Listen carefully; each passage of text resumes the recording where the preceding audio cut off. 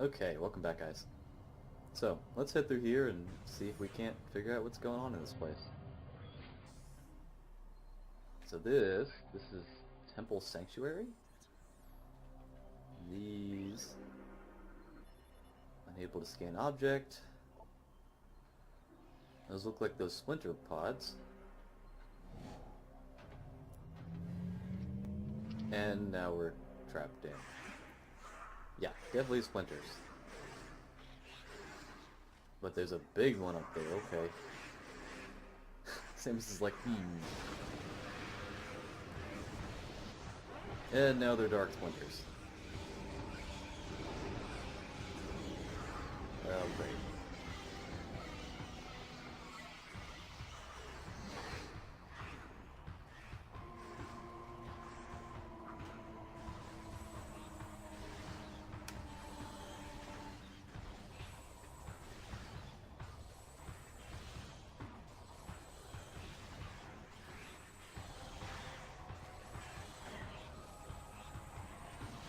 Just another little arena fight, nothing to it.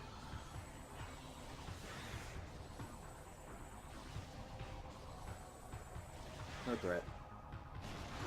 This guy, however, may be a threat. Alpha Splinter. Alpha male of a warpack.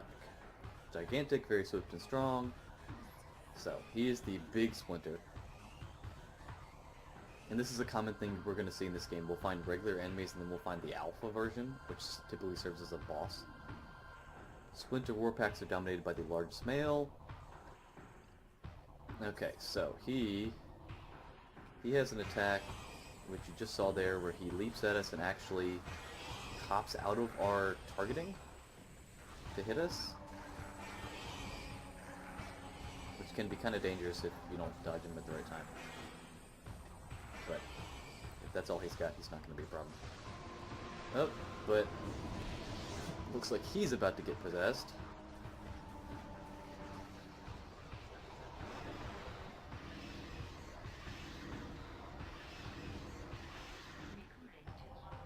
Now he is a dark alpha splinter.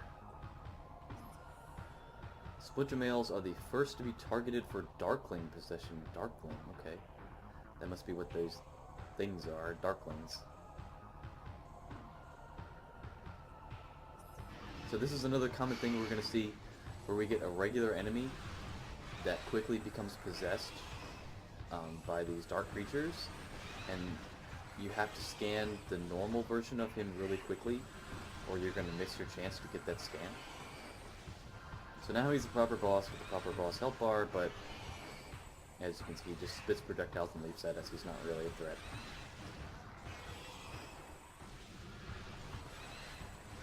There are going to actually be some dangerous bosses in this game compared to the first one, but we're not going to see them for a little while yet. Okay, so that's that.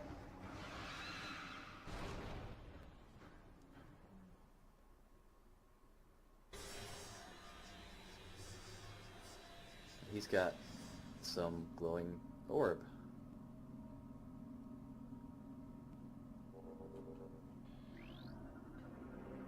Unknown technology. Appears to be a ball of light, okay.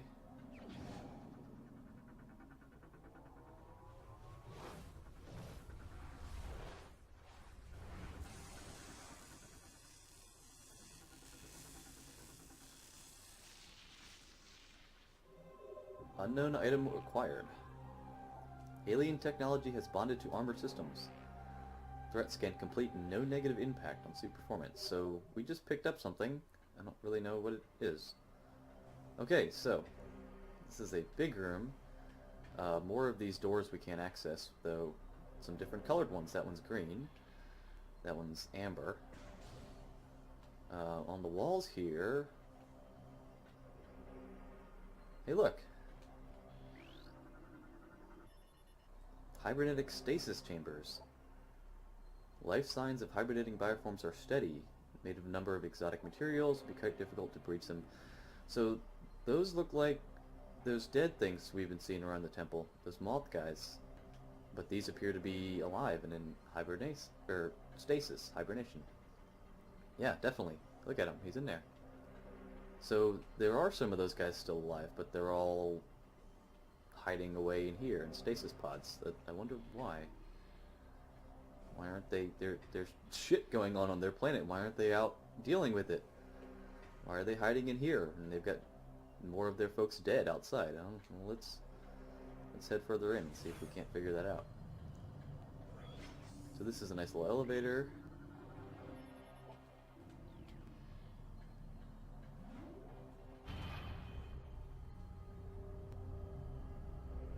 You can see their aesthetic is just this brown and red, kind of rusty sort of aesthetic. So, this main energy controller. What is up out here?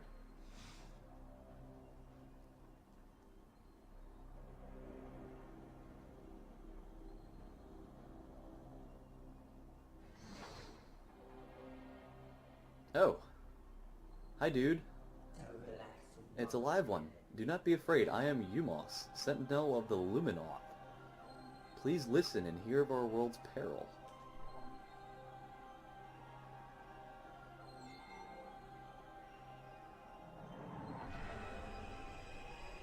Long ago, a cosmic object fell to our planet Ether, exploding with great force. A rift was torn in time and space, and a strange power flowed over the world. Where once there was one ether, there are now two. One of light, one of shadow, each existing in its own dimension. Okay. Hey look, it's those guys that stole my stuff.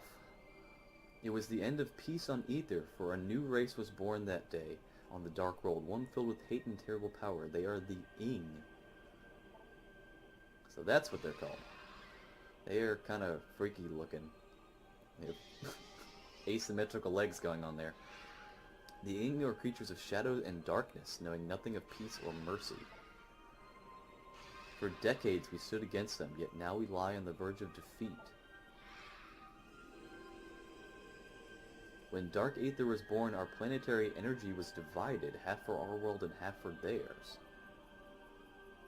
Samus is like, I'm not lowering my gun yet. Should one world gain control of this energy, the other will perish.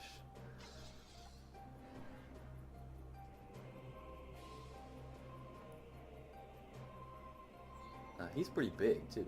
Before you arrived, the Ing had stolen a device from us. That's the thing we just picked up. One that collects planetary energy. With it, they have weakened our planet to the verge of collapse. But fortune smiled upon us this day, for the energy transfer module is now bonded to you.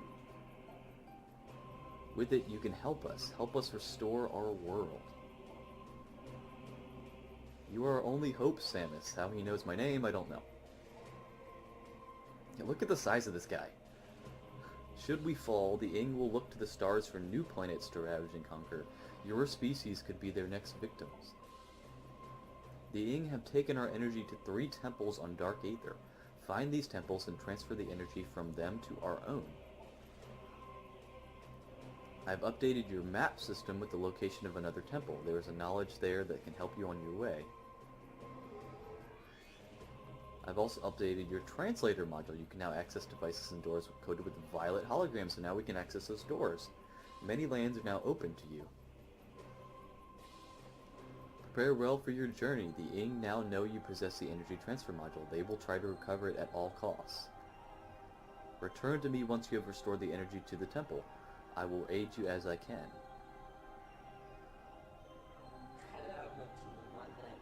May the light of Aether shine upon you. Energy replenished. Okay, so finally we know what's going on here.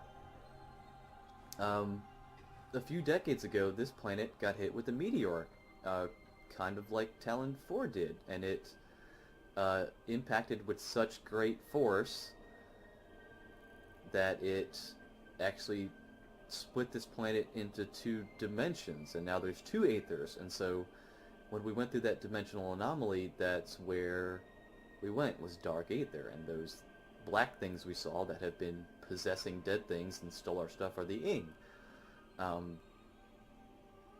Suddenly things make lots of sense now. So these guys, these are the Luminoth.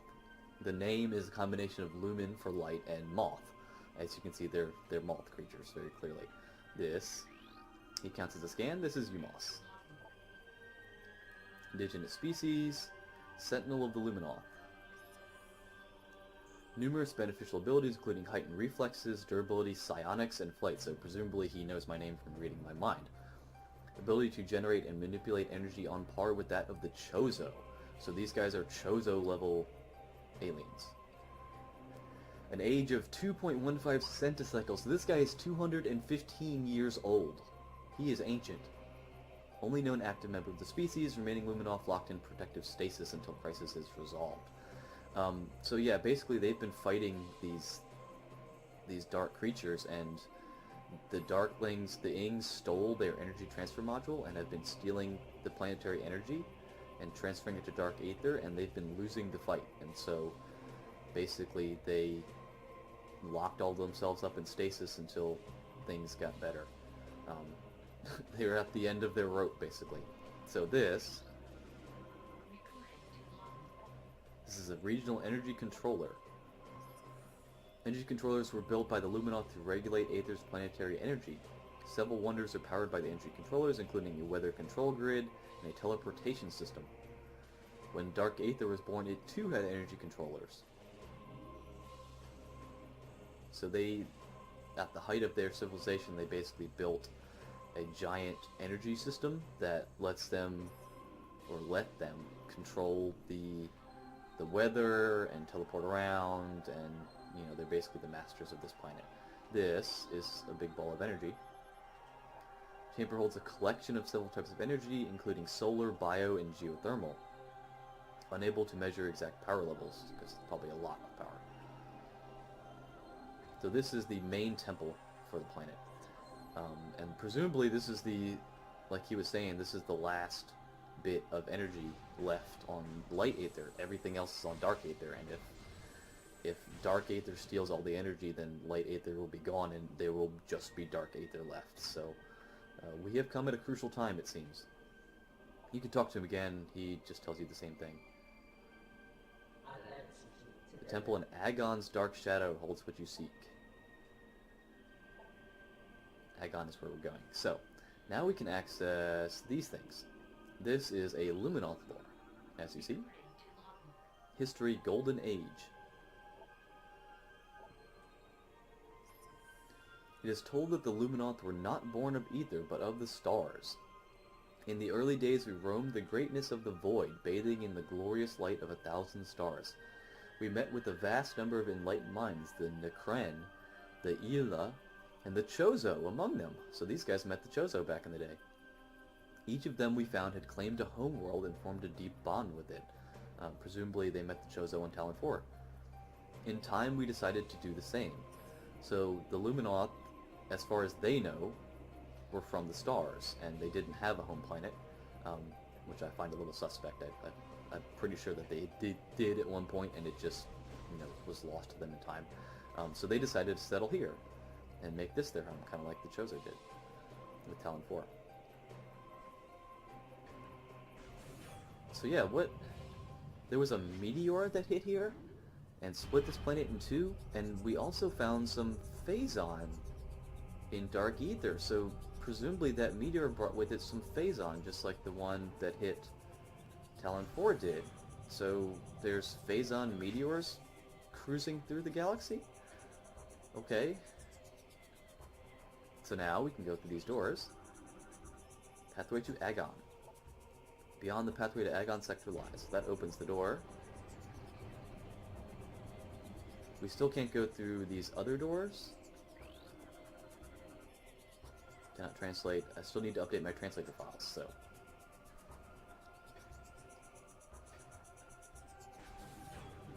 Read through here. These things. These are this game's version of Bamboo, essentially. Light Flyer. Light generating flyer. It's an aggressive flying drone. Once loyal to the Luminoth, it will now fire a burst of energy at any living thing. Makes it easy to target. So, Being moths, you'll find that the Luminoth are pretty much fascinated with light, and all of their technology and all of their aesthetics are light based. That's why we keep seeing these red orbs all over the place. Because moths are attracted to light, yeah.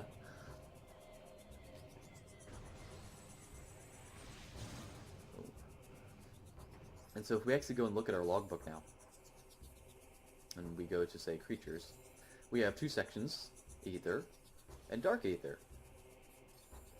And then we have multiple sections within that, and, you know, mechanoid, stationary it's like, there's so many subsections to all of the menus here, it's just utterly ridiculous. And there's Darklings, and we can see Darkling Off-Roll, Darkling Ground, Dark Trooper, yeah, so, yeah.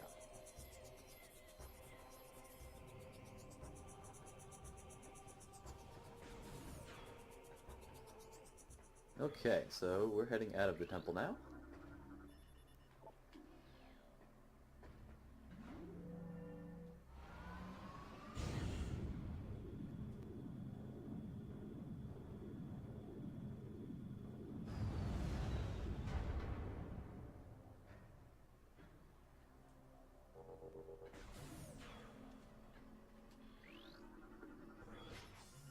Let this gateway forever protect our sacred temple. May you find enlightenment and peace. That's one of the Luminoth's catchphrases, basically. That and may the light of Aether shine upon you. So look, we're back out here, guys. We were here before. More splinters. And more dark splinters. So yeah, those are Ing right there.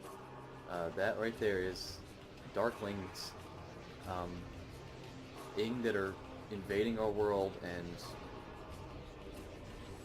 infesting these creatures. So the Ing are, so presumably, yeah, those big guys we saw back in the other dimension are the real forms of them, but then they can come through dimensions as a little cloud and infest creatures like this, supposedly.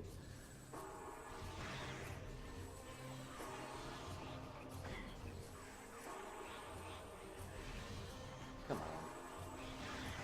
The lock-on system in this game is a little more finicky than it was in the first game. It can be a little more difficult to lock onto things sometimes.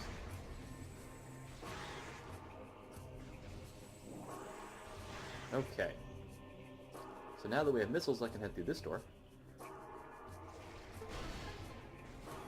Here's more missile recharge, which, again, don't count. The scans, and here's an energy tank, which, again, also doesn't count. Just like the first game. Alright.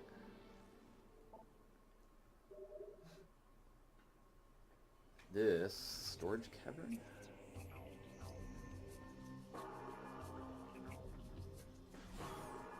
Okay, so now we want to go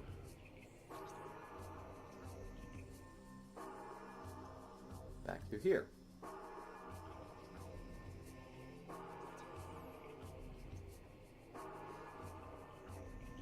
Because there was a purple door that way, remember?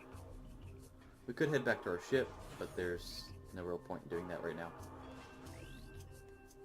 Oh wait, that's right, we can't go this way. We do have to go the other way, never mind.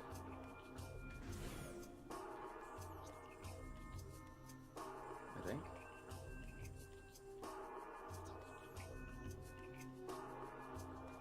Yeah.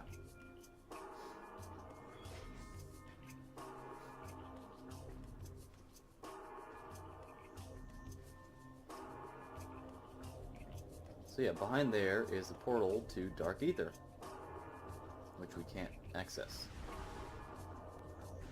So presumably we'll be able to go there whenever we want later.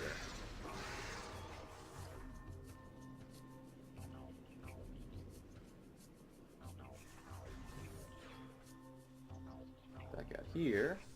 Ah, that's right, this is where we need to go. Yeah. Here we are. Beyond this door, the path to the Agon Waste lies. Once fertile plains, now sands scorched and ruined by war. May life thrive there again one day.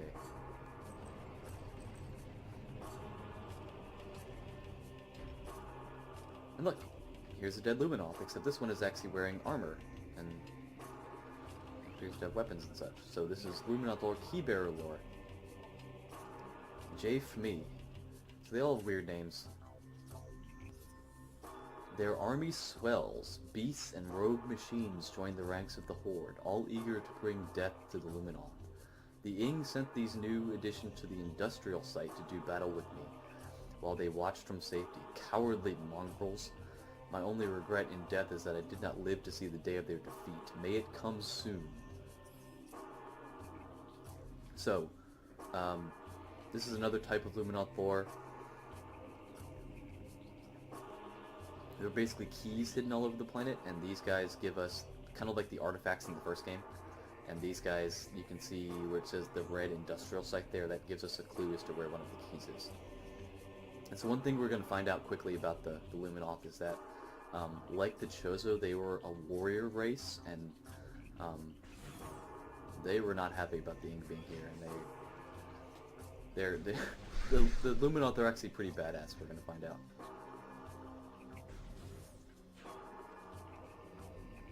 Okay, so behind here is a missile upgrade. It looks slightly different than it did the first time, but serves the same purpose.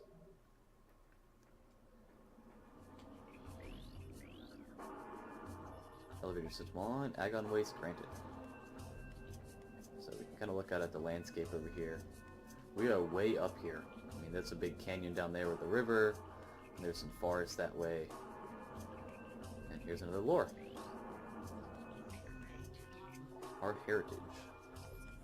Our search for a home took us through the cosmos. For many a great cycle we roamed, yet a place to call our own eluded us. In time we began to despair, feeling the search was in vain. We considered remaining among the stars until a scout returned with news of a world unlike any other. When we first beheld Aether for the first time, so great was her beauty that we foretook the stars forever to live upon her surface. From that day forth, the Luminoth were of Aether, our blessed paradise. So, like Talon 4, this place used to be a paradise. So, let's head down.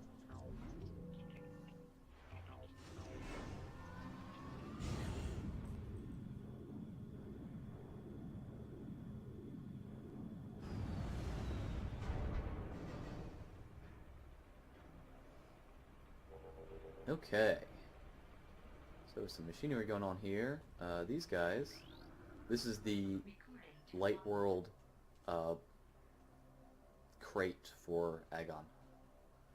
Like I said before, where every sector has its own type of crate, it also has a different version for Light and Dark Worlds. Living storage units of Luminoth. So this is a desert plant that the Luminoth pretty much bred in order to hold their items. So it stores water and items. So these are just, you shoot them and they'll drop items sometimes. The one thing you'll find in this game is that the crates and item pods are a little bit stingier than the last game. Okay, so what are these things? These are Lumites. The Lumite thrives on light and can render itself invisible to most predators while in the light. While out of the light, they are relatively harmless. They can channel large amounts of solar energy, so these guys are like non-humanoid forms of the Luminoth, basically. They're a light creature. And they fly around, and you can see when they're on the walls here, you can't see them, or you can see them, but if they fly down onto the ground in the light, they usually disappear. They will later, we'll see. Right now they're not a threat. Here's another dead Luminoth. Target has been dead for 11 years. Body has been badly damaged by sandstorms and heat exposure. By the number of blast rooms, the target was dead long before the desert got to it. This is sandgrass, indigenous strain of grass. Plant requires no moisture to survive, relying exclusively on solar energy. I find that hard to believe, but okay. Evidence of extensive mutation present, suggesting radical bioadjustments within the last centicycle. Mutation source is not natural. Plant strain was genetically engineered, possibly by the Luminoths. So, like a scan earlier told us, this place used to be fertile plains, and it was a big battlefield for the war with the Ing, and so the whole place has basically been turned to desert. And so presumably, the Luminoth engineered this sandgrass in order to be a plant form that could survive in the new environment here. And this is it. Welcome to Agon.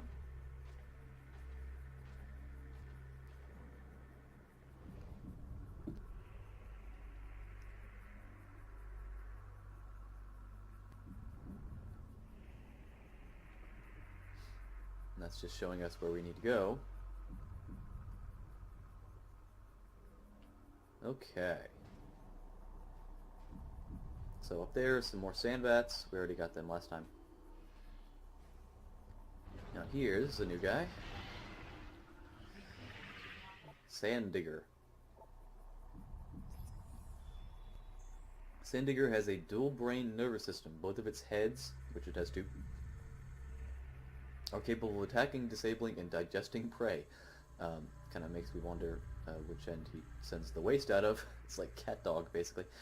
Fires globs of acidic digestive fluid. Only its exposed eyes can be damaged. So, yeah, he spits stuff at you like that. It's got a glowing eye that you can shoot. Then you destroy one head and the other one becomes active, basically. There you go. And then he shrinks up and explodes. So, they're not really much of a threat. Over here is a save station.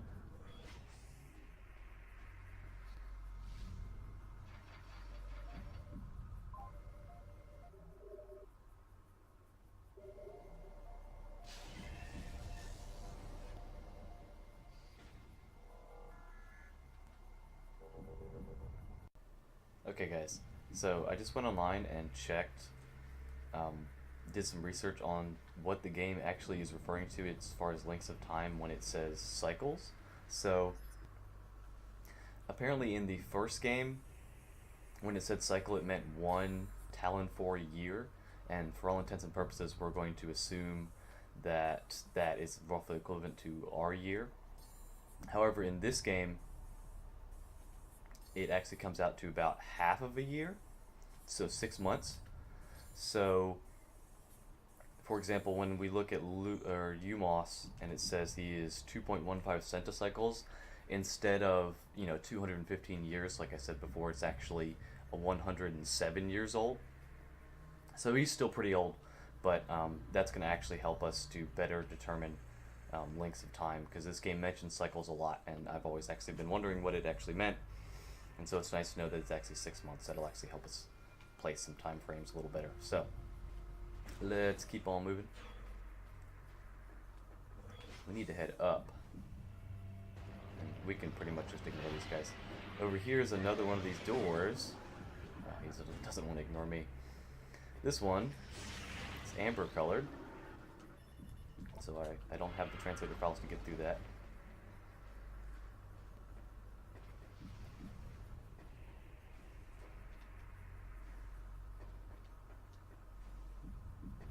I don't like the music. This place probably has my least favorite music of all the areas in the game, just because it's very bland. There's not much to it. So this is kind of like the stalactites we saw in the last game. If I shoot this with a missile, it drops down and makes a bridge. And all these sandbats start flying around now, so they can knock me off, bump into me. Here's another lure that's, again, amber. I can't do anything with it.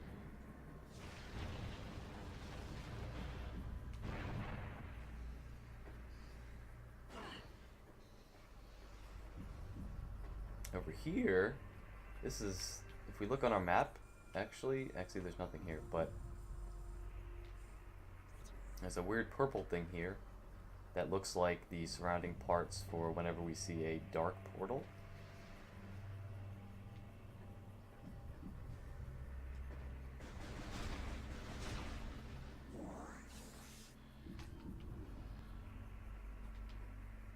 So this thing here, this is a statue that is purpose unknown, places a warning to travelers. Remember the way that this thing looks, okay? Has a pretty distinctive look. Kind of looks like a big bug or creature with some mandibles up top there. Yeah, remember the look of this thing. It's going to come into play later. This thing is a Luminoth sonic security system. Connected to a sonic control system.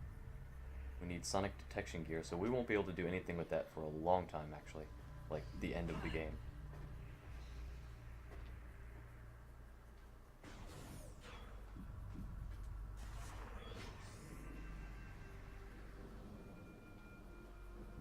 Over here is a, if I had Morphball Bomb, I could get through that and use that kinetic orb cannon to get up top there. There's a missile up there. We'll be back to that later. Okay, so this is the mining station. And here's some kind of familiar music. This is a space pirate crate. Okay, so we have some space pirates, guys. We knew they were here because the Marines were chasing some space pirates here. So we may have actually finally found them. Yes, indeed. Y'all remember this theme. So we can scan these guys. Pirate Trooper. So the design has been updated a little bit to how it looked in the last game. Actually, it's been updated a lot. They look very different. You can see, actually if you look on his chest there, you can basically see his heart is exposed and beating. That's really strange. I've never noticed that before, actually. So these guys are wearing some exoskeleton, but as you can see, they're pretty thin, actually. They're space pirates are not very beefy looking guys. They've got a blade on their arm. That's their gun on their right arm there, which they've made to look like a big skull, basically. So they suffered a serious defeat at Talon 4, yet they remain a powerful force for crime and disorder. Their technology continues to advance, even though lowly troopers receive numerous upgrades. So photonic power sight is the thing on his left arm, a quantum assault cannon. So they've had an upgrade in their weapons. But they're still not much of a threat. Just like the last game, one charge shot and one missile takes them right out. But they are better at dodging my missiles this time. Like I wasn't, but...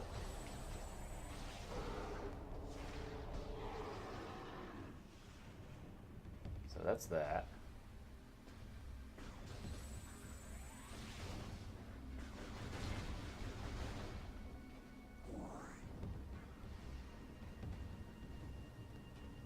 This whole place has some weird, you see these weird gears moving around. This is a mining site, so there's a whole bunch of spider ball tracks on the ceiling up there.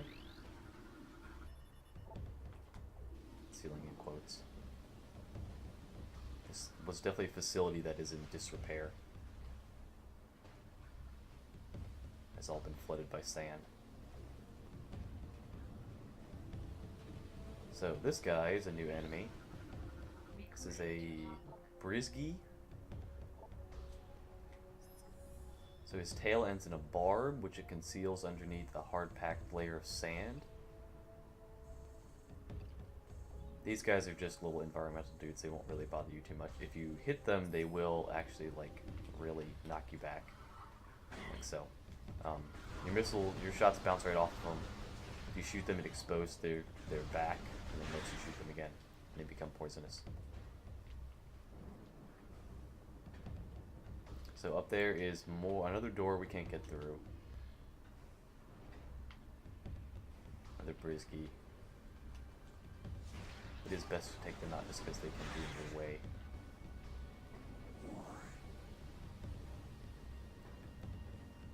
So this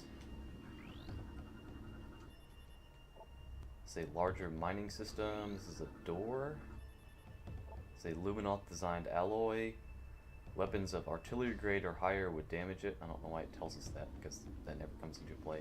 It's a little statue of a Luminoth. This is a statue of D. Cheer, the child hero of Agon. Once a lowly acolyte squire, he became a warrior when the temple was attacked. All warriors but D. Cheer were slain, leaving the boy as the sole defender of the temple. He served Agon for nearly a centicycle before being lost in the battle on Dark Ether. So now we know that a centicycle means 50 years. So that puts a date on when the Ing started attacking. It was 50 years ago that they came and attacked this place, and he was the sole survivor of the attack and remained as the guardian of this place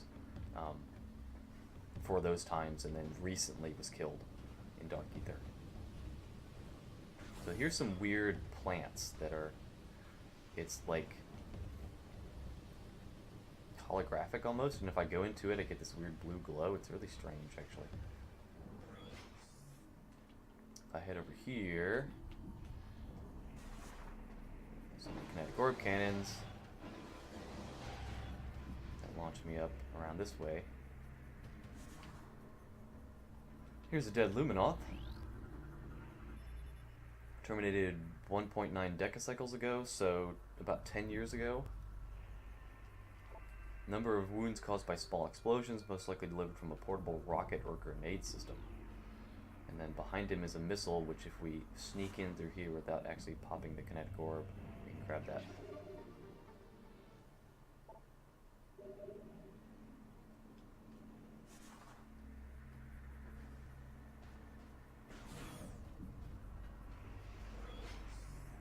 Okay. So if we come in here, this is a portal terminal, okay. Pretty big looking room. Over this way, this is a gate that is closed. Door governed by bomb slot. Controlling seems to originate from Dark Ether. So here is a bomb slot, but it doesn't appear to be fully here.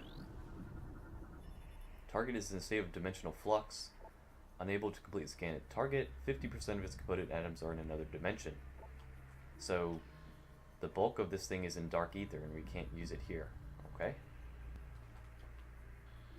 This big thing. Portal dynamo offline. Configure lens system to focus solar power on dynamo. This will energize the system. So if we come up this way,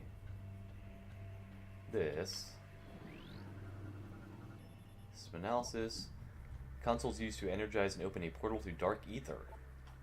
So this is a portal device that creates a localized portal to Dark Ether, but it is offline right now.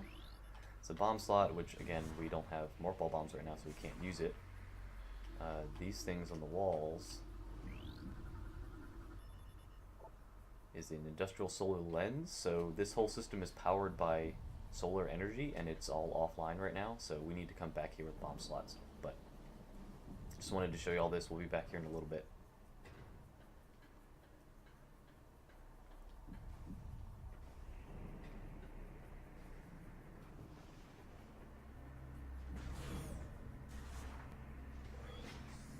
So this, I feel like this little kinetic orb system we're using to get through here is not the primary way through. This up here looks like there was a path through here, and this is a forcibly closed gate that the Luminoth had closed off to prevent, you know, dark creatures from getting through, and this guy was the guard of it, essentially.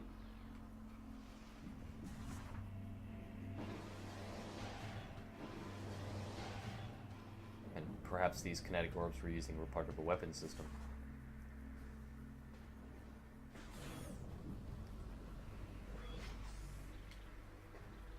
So now we've got some buggies. I hate these guys, I really do.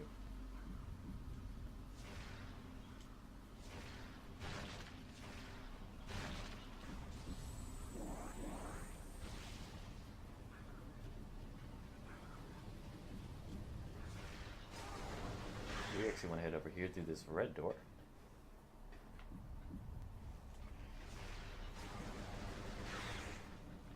And this is another room like the first game where the enemies will change multiple times.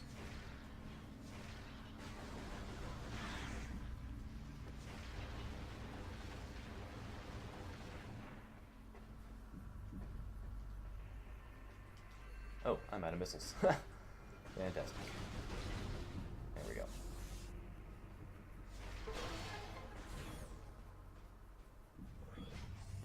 So here, these are some Shriek Bats.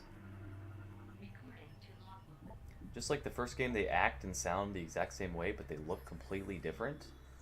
Look, they're just these like weird flying semicircular rings with odd little wings on them. They look really stupid compared to the first game, actually. They don't look realistic at all. They don't have eyes or anything, just kind of goofy looking, but they work exactly the same way.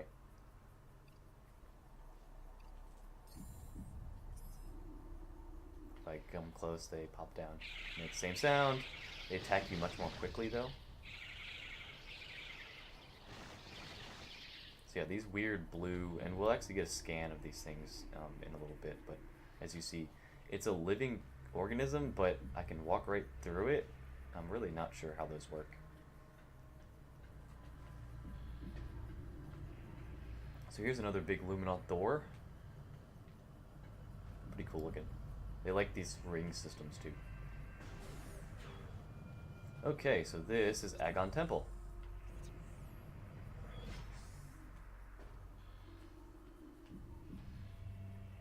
Can't get through there. I'll come around the sides here.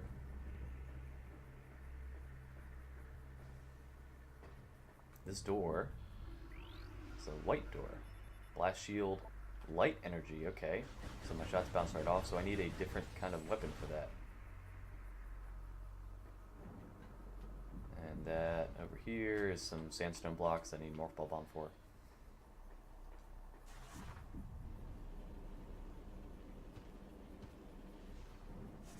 So let's head through. Okay. It's a nice little arena. Okay, this is the Alpha Sand Digger. Appears to be a Sand Digger pack leader, larger and stronger. Target both of its heads, yeah. Just a big version. Like I said before, we'll be seeing a lot of alpha versions of a lot of creatures. So, just shoot his face like normal. And he's gonna become dark.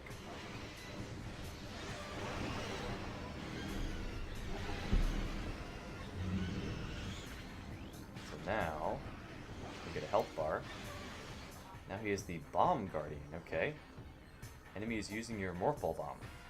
This Darkling Sand Digger has absorbed the ability to generate Morph Ball Bombs. So, the Darkling that just possessed this guy is one of the Ing that attacked us way back at the beginning of the game and actually stole our gear, so it's the one that stole our Morph Ball. It can throw bombs. I wish I could do that.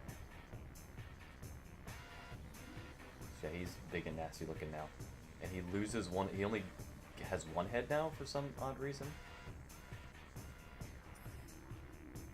So yeah, this is how we will be getting most of our powers back.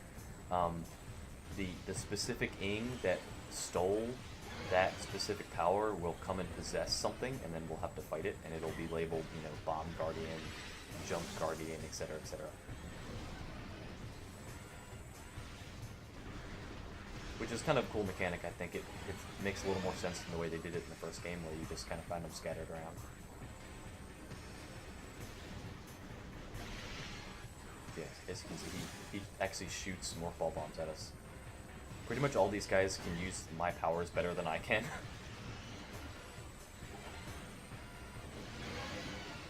So this is easy. Just shoot him in the tail when it lights up, and then he'll pop his head up. You can see we've almost got it. There we go.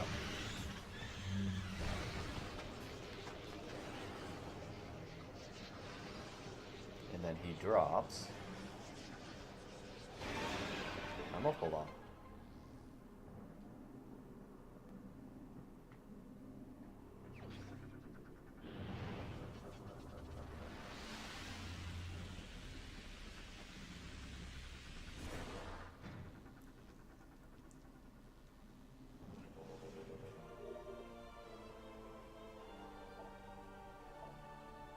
Which we have now recovered. Oh, he does some pickups that went away fast. As you can see,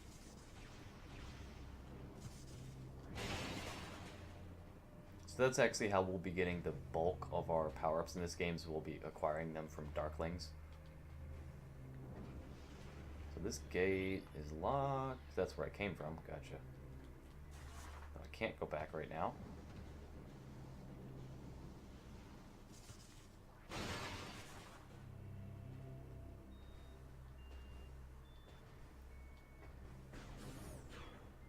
Okay, so this Luminoth Temple Security Station. You've been cleared to access the station. So if I pop in here and activate this, it spins it around.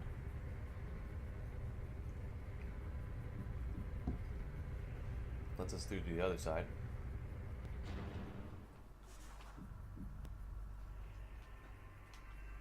Here's a Luminoth statue up here. Statue of Keitcha, however you pronounce that. Luminoth names are all hard to pronounce. The great hero of Agon. He was a farmer until Agon was devastated by the coming of Dark Aether and the Ing. Okay, and here's the Agon energy controller. Just like the one we saw in the main temple, except there's no energy here.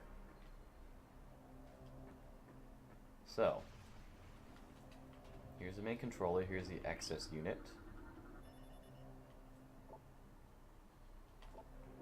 There's nothing up here.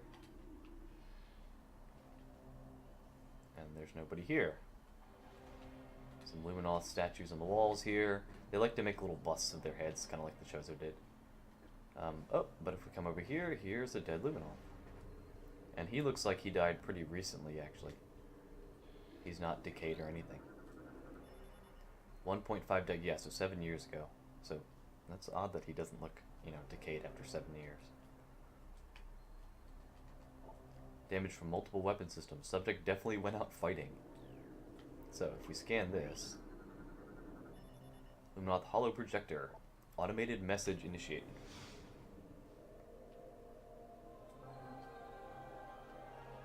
So it looks like he left us a message.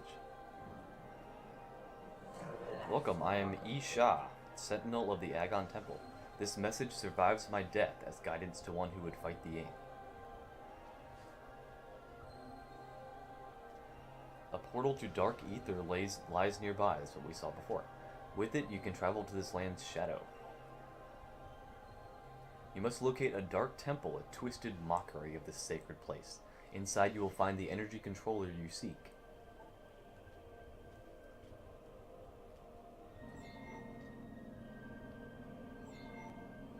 The temple door is held fast by 3 locks. The keys for the locks are hidden throughout that dark land. Your search will be difficult. Even the very air of Dark Aether is dangerous and can cripple the strongest of warriors.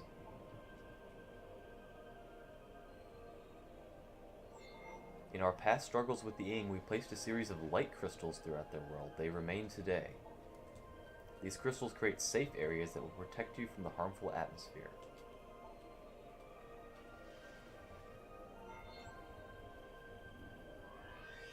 I've updated your translator module. You can access doors and devices coded with amber holograms. More lands are open to explore. Okay. So that opens all those up. When you have taken the energy from the Dark Temple, return here at once. May the light of Aether serve you well. Okay. So he left an automated recording before he died. That restores our energy. Now we can access amber holograms. And there are other temples throughout the game, and we'll find more of these guys with more automated messages left for us. And this guy is actually kind of the most boring. The others we'll find actually have like some really cool personalities and some cool things to say to us. Though this is supposed to be a pre-recorded message, but some of the other ones, they almost kind of talk to you like they're still there. It's kind of strange. So, one thing that's true of every single one of these temples is there's going to be a lore hidden here. Yeah. So now we can access these. New lore. Saving Aether. Aether's planetary supply reached a critical stage. If left unchecked, the energy would expire, bringing an end to the world.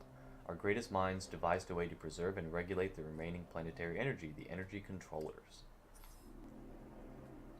So that's what all these are. So he has tasked us to go to Dark Ether, collect 3 keys to get to the dark version of this temple, and collect that energy, and bring it back here.